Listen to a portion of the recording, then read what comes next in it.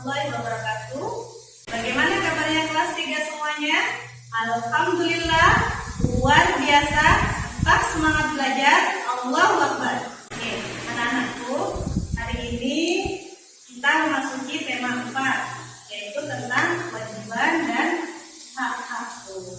Anak-anakku, sebelum memulai belajar, saya ingatkan lagi untuk sholat duha, murojaah kamarnya dan juga doa ya, agar dapat menerima pembelajaran pada pagi hari ini dengan mudah. Anak-anakku, silakan dibuka buku paket kalian di halaman 5. Hari ini kita akan belajar tentang bagaimana cara menyatakan jumlah dari dua bilangan cacat. Baik, silakan dibuka buku paket kalian di halaman 5 ya. Di sana ada soal, Ustazah bacakan dulu soalnya ya. Siti mengamati kalender di rumahnya. Siti menghitung dalam 1 tahun ada 365 hari. Siti menggunakan banyak waktunya belajar di sekolah. Ketika libur, Siti belajar bersama kedua orang tuanya di rumah. Berapa hari Siti belajar di sekolah? Berapa hari Siti belajar bersama orang tuanya? Amati contoh kemungkinan berikut, kemudian tuliskan 5 kemungkinan lain di bawah contoh. Nah, ini materi yang akan kita pelajari pada pagi hari ini. Baik, di situ ada jumlah hari belajar ya. Ada berapa itu jumlahnya? 365 hari. Nah, tugas kita adalah mencari 5 kemungkinan yang menyatakan penjumlahan yang hasilnya 365 hari. Di buku itu sudah diberikan satu contohnya ya. Di sini saya tuliskan hari belajar di sekolah.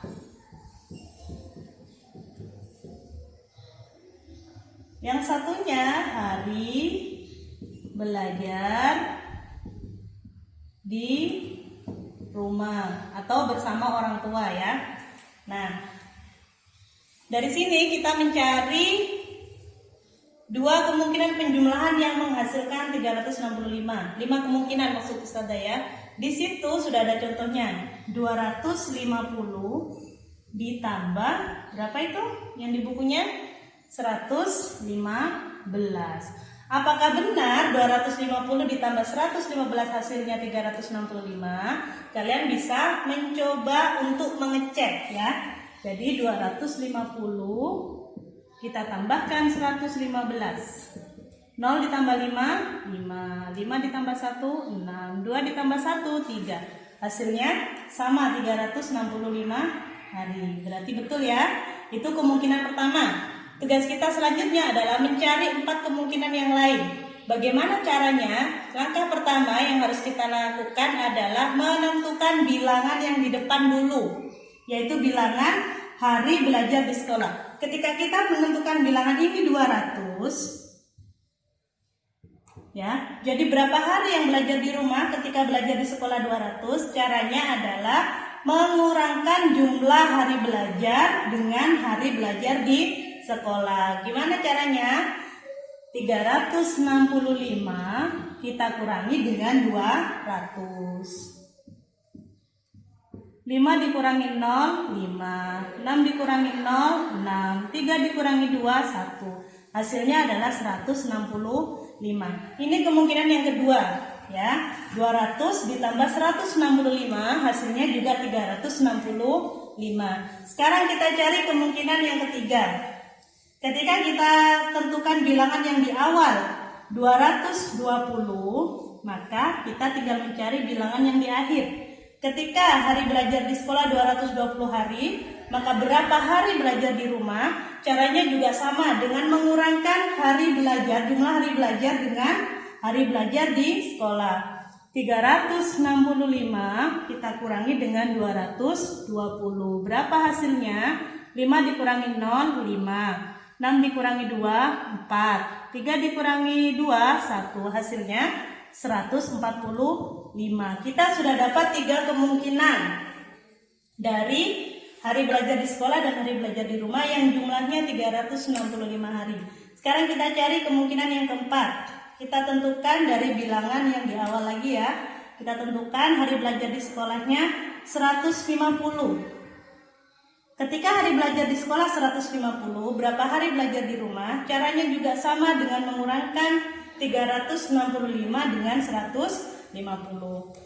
365 dikurangi 150. 5 dikurangi 0, 5. 6 dikurangi 5, 1. 3 dikurangi 1, 2. Hasilnya 215 belajar di rumah. Ini kita sudah dapat 4 kemungkinan yang hasil penjumlahannya 365. Kita cari kemungkinan yang kelima. Ketika kita menentukan hari belajar di sekolah 160, maka berapa hari belajar di rumah? Caranya juga sama dengan mengurangkan jumlah hari belajar 365 dengan 160. 365 dikurangi 160. 5 dikurangi 0, 5. 6 dikurangi 6, 0. 3 dikurangi 1, 2. Hasilnya 205. Nah, anak-anakku, inilah yang disebut dengan 5 kemungkinan penjumlahan yang hasilnya 365. Dan di antara kemungkinan-kemungkinan ini tidak hanya 5, masih banyak kemungkinan-kemungkinan yang lain. Hanya saja di sini hanya Ustazah berikan 5 kemungkinan penjumlahan yang hasilnya 365. Sampai sini paham ya?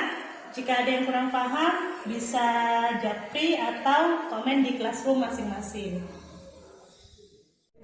Alhamdulillahirrahmanirrahim. Pembelajaran kita cukupkan sampai sini dulu ya. Jika ada pertanyaan atau ada yang masih kurang dipahami, bisa komen di Google Classroom masing-masing atau bisa WA ke ustadz-ustadzanya masing-masing. Anak-anakku, hari ini kita mempelajari tentang penjumlahan ya. Penjumlahan itu artinya bertambah. Ustazah jadi ingat sebuah hadis yang diriwayatkan oleh Bukhari dan Muslim dari Abu Hurairah radhiyallahu anhu. Rasulullah SAW bersabda bahwasanya ketika pagi hari ada 2 malaikat yang turun, yang satunya berdoa kepada Allah, ya Allah, berilah tambahan kepada siapapun yang menafkahkan hartanya, dan yang satunya lagi berkata, ya Allah, binasakanlah mereka yang menahan hartanya atau yang bakhil. Jadi dari ayat ini dapat kita ambil pelajaran bahwa bersedekah itu dapat menambah atau membuka pintu rezeki kita, tidak mengurangi harta kita. Dan bersedekah itu tidak hanya menggunakan harta. Ketika kita tidak punya harta, kita bisa bersedekah dengan cara yang lain. Contohnya, yang pertama kita bisa senyum kepada sesama ya, itu juga termasuk sedekah. Selain senyum, kita juga bisa memberi bantuan berupa tenaga atau pikiran kita untuk orang lain, itu juga termasuk bersedekah. Seperti ustazah mengajar kalian, memberikan ilmu, itu juga bentuk dari sedekah. Jadi anak-anakku, bersedekah itu tidak akan mengurangi apapun dari diri kalian. Bisa menambah atau membuka pintu rezeki, bisa juga menambah pahala di sisi Allah. Terima kasih atas semangatnya. Terima kasih sudah menyimak materinya dengan baik. Semoga selalu diberi kesehatan oleh Allah sehingga kalian bisa mengikuti pembelajaran dengan baik. Tetap semangat. Ustazah akhiri. Wassalamualaikum warahmatullahi wabarakatuh.